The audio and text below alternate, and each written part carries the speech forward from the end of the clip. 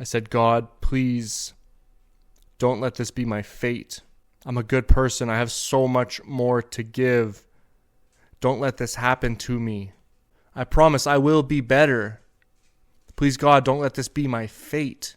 She said, hey, Kyle, I've just been to the doctor and I'm pregnant. And I know in this moment I have to step up. I have to man up. I have to do the right thing. I have to make this right. Why me? Why are you doing this to me? This isn't my plan. I've experienced pains and traumas that pushed me into the darkest places that I didn't even know I was capable of going to. Who knows where I would be today in life had those prayers been answered at that time. What I do know, though, is the relief that I was looking for in that moment would be the grief that I would feel today, because the thought of not having those 3 beautiful children in my life to share my experiences with now is something that I would never, ever pray for again.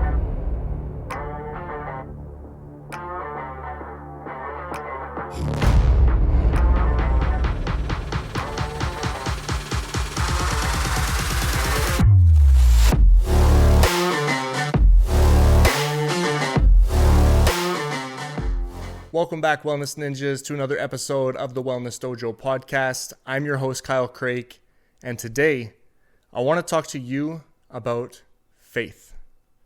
That's right, I know. It's a little bit unconventional for me to talk about faith or religion, but let's face it. Faith, religion, spirituality, it's all a part of wellness. And what I want to share today is how I've discovered faith in my life and how I've learned to trust my journey and what faith really means to me. So in preparation for this episode, I did go online and try to look up what is the definition of faith. And there's 2 definitions that continue to pop up for me. So I'd like to start by sharing those definitions. So I'll read them to you. The first definition: strong belief in God or in the doctrines of a religion, based on spiritual apprehension rather than proof.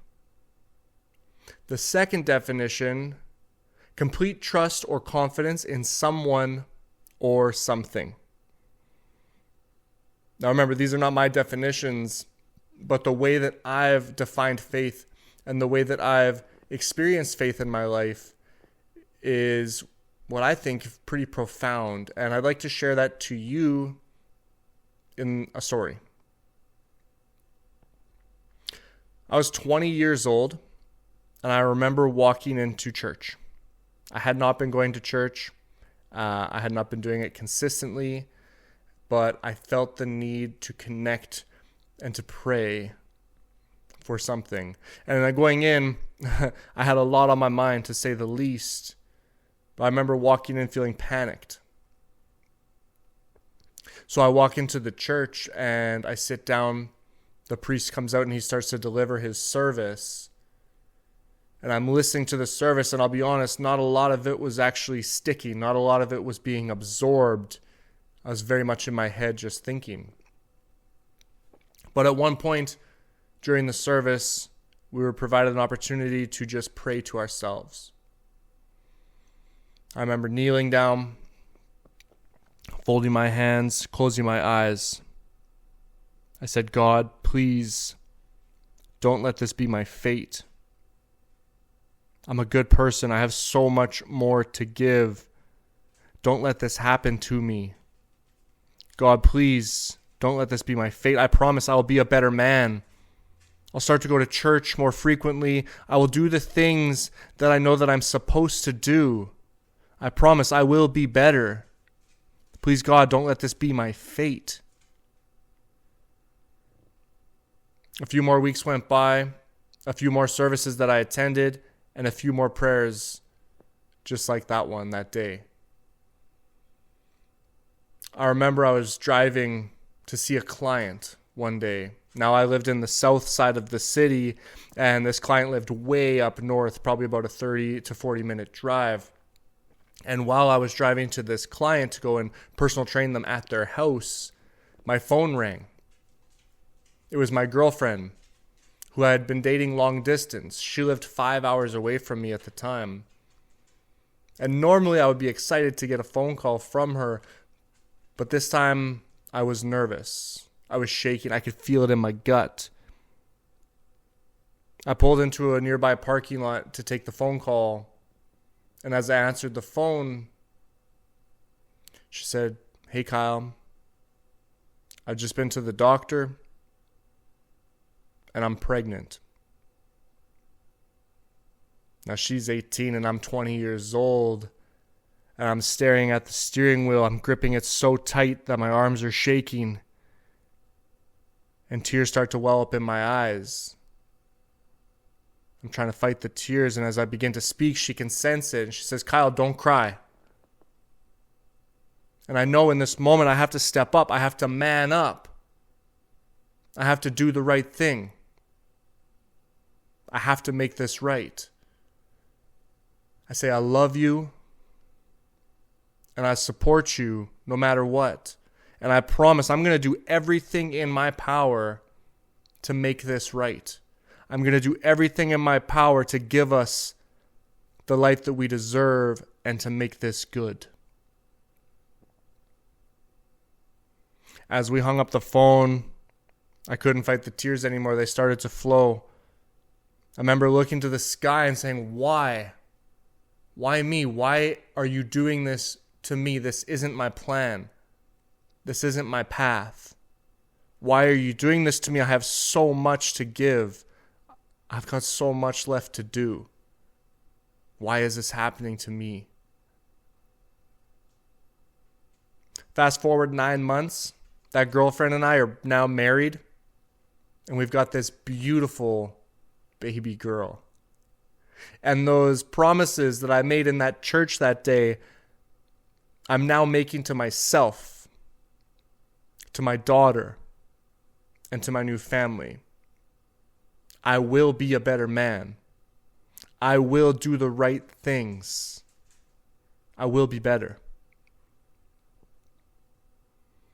Well, fast forward 13 more years. Life's been a little bit crazy. I've got 3 beautiful children now. But life has not been easy. I've made some crucial mistakes in life. I've experienced pains and traumas that pushed me into the darkest places that I didn't even know I was capable of going to. And those 3 beautiful children, they've saved my life. And I'm so proud of the person that I am today, and I'm so grateful of the experiences that I was given. And thinking back 14 years to sitting in that church, those prayers, those questions, those answers that I was looking for, who knows where I would be today in life had those prayers been answered at that time. I don't know where I would be, what I would be doing. What I do know, though, is the relief that I was looking for in that moment would be the grief that I would feel today, because the thought of not having those 3 beautiful children in my life to share my experiences with now is something that I would never, ever pray for again. I thought back then that life was happening to me, but I realize now that life was happening for me. The lessons that I learned along the way through those trials and errors and struggles have been invaluable to me. Those pains and traumas that pushed me into those darkest depths that I didn't even know I was capable of going to, those are the same pains and traumas that have helped me to find my light in life, to guide me out of the darkness and continue to guide me in my life today.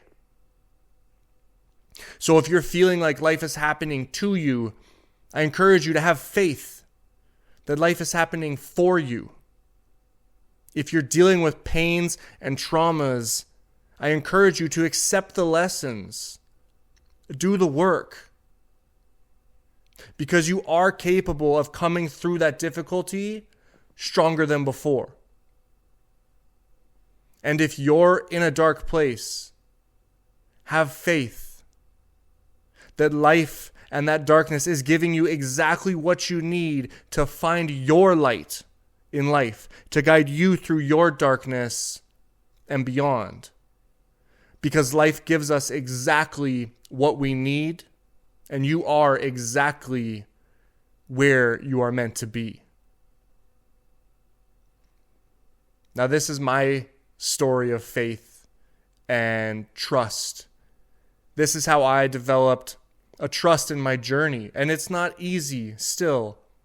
It still takes work to trust the journey, to trust and have faith that we are where we're meant to be, that the struggles that we're experiencing are not happening to us, but they are happening for us.